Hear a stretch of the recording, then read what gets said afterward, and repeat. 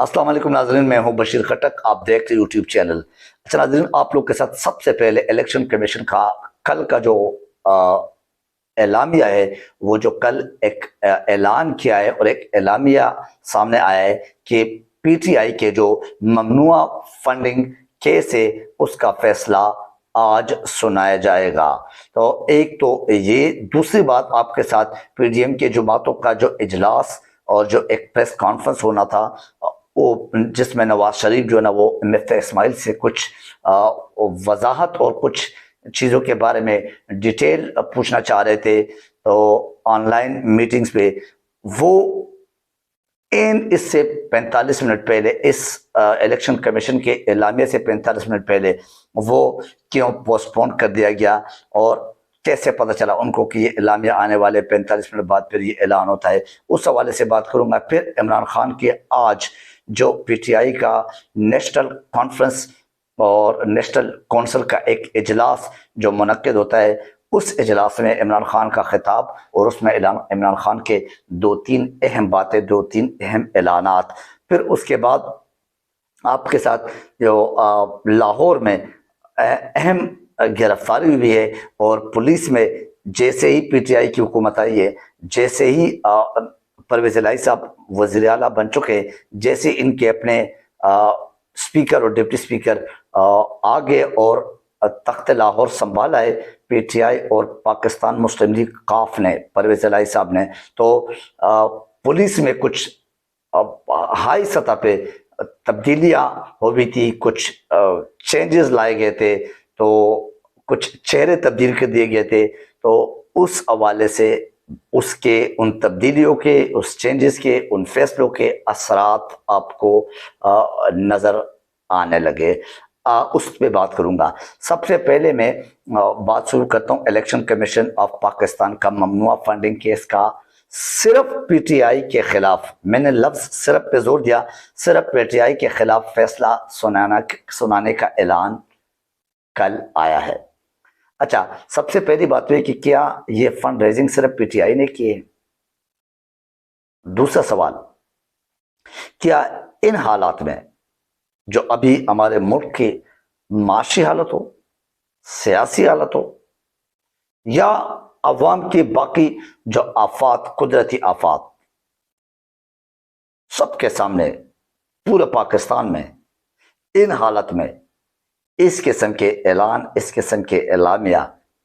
اس قسم کے فیصلوں کے حوالے سے بات کرنا اور اس قسم کے فیصلوں کو سامنے لانا، کیا یہ خانہ جنگی،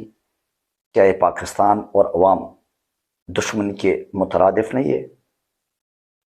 تیسرا سوال میرا یہ کہ پی ڈی ایم کے اجلاس، پی ڈی ایم کا پریس کانفرنس،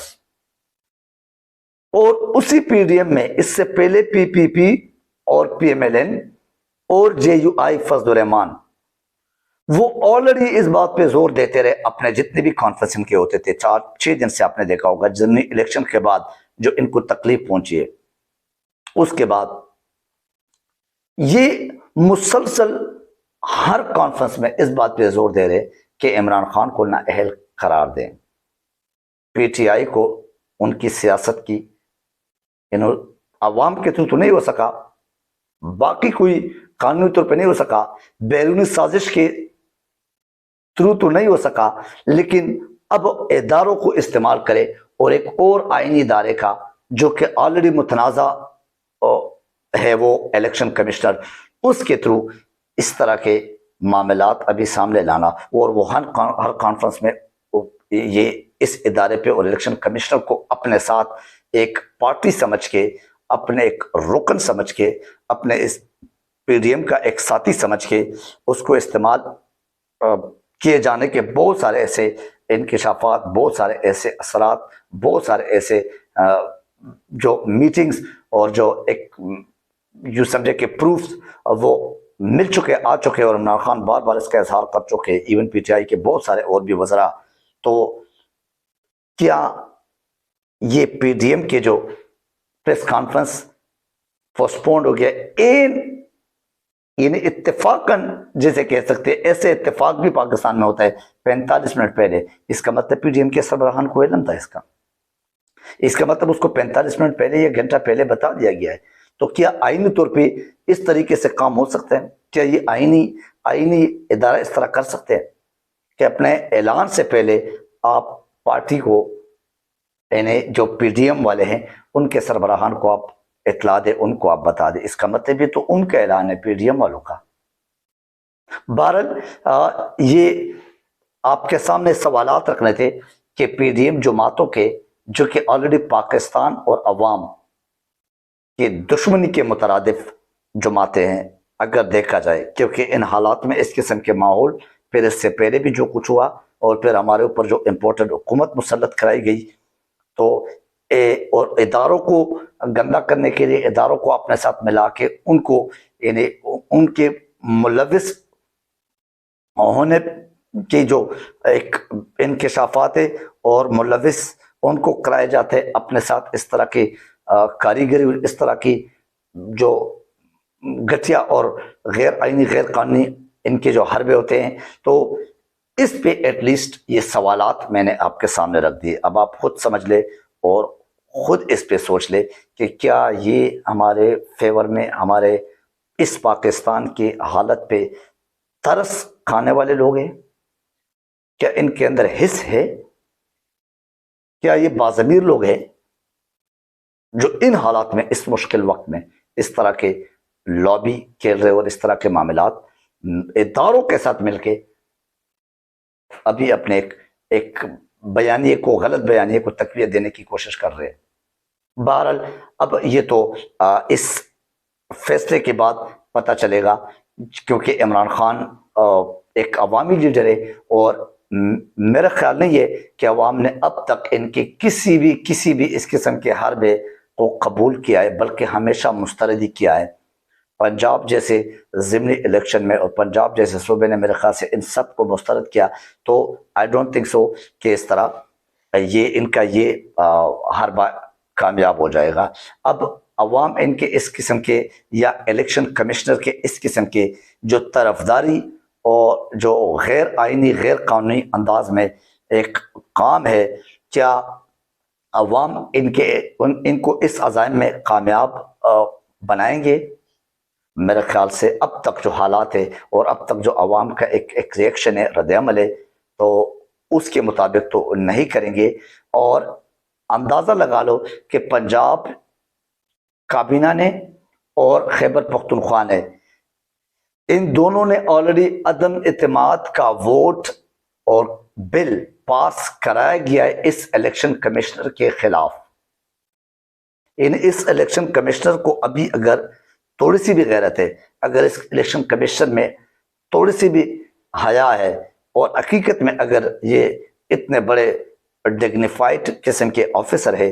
تو اخلاقی طور پہ اس کو ریزائن دینا چاہیے تھا۔ اور عمران خان میرے خیال سے بار بار، کچھ 50 بار کہہ چکے اپنے مختلف جلسوں میں، اپنے مختلف کانفرنسز میں، اپنے مختلف بیانات میں، کہ ان کے وزراء بھی، کہ اس کو استعفیٰ دینا چاہیے۔ اس حوالے سے عمران خان نے جو دوسری بات ہے، میری عمران خان کا آج جو پی ٹی آئی کے نیشنل کونسل میں ایک خطاب ہوا ہے، اور اس جو وہاں پہ لوگ جمع ہوتے ان کے سامنے جو انہوں نے ایک بیانیہ رکھ دیا، اور جو انہوں نے اپنے 2 اہم باتیں کیے اعلانات کی صورت میں، یعنی 2 اعلانات آپ کہہ سکتے ہیں اس کو، کہ جمعرات کو دوپہر کے بعد الیکشن کمیشن کے آفس کے باہر ہم ایک پرامن احتجاج کریں گے، یعنی ایک پرامن احتجاج ریکارڈ کریں گے، کہ اس میں کیا ہمارا مقصد کیا ہے، ہمارا کیا موقف ہے اس میں، کہ الیکشن کمیشن غیر جانبدار نہیں رہا، ہمارے یعنی ہم فیڈرل کے اور پورے پاکستان کے عوامی جماعت ہے، اور سب سے بڑی پارٹی ہے جس کے تمام صوبوں میں اور تمام پورے پاکستان میں میرے خیال سے سب سے زیادہ میجورٹی اسی پارٹی کے، تو اتنی بڑی پارٹی کو ایک جمہوری سسٹم میں اگنور نہیں کیا جا سکتا، اور ان کا موقف سنا جائے، اور اس موقف پہ ایٹ لیسٹ منعن عمل کیا جائے، اور یہ ایک لیگل وہ ہے کہ ہمارے اس الیکشن کمشنر پہ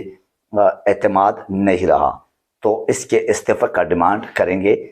اس حوالے سے ہوگا یہ ہمارا جو احتجاج، پرامن احتجاج، یہ لفظ استعمال کیا ہے۔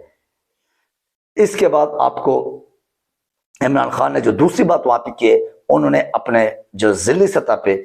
تنظیم سازی ہے اور جو ضلعی سطح پہ اپنے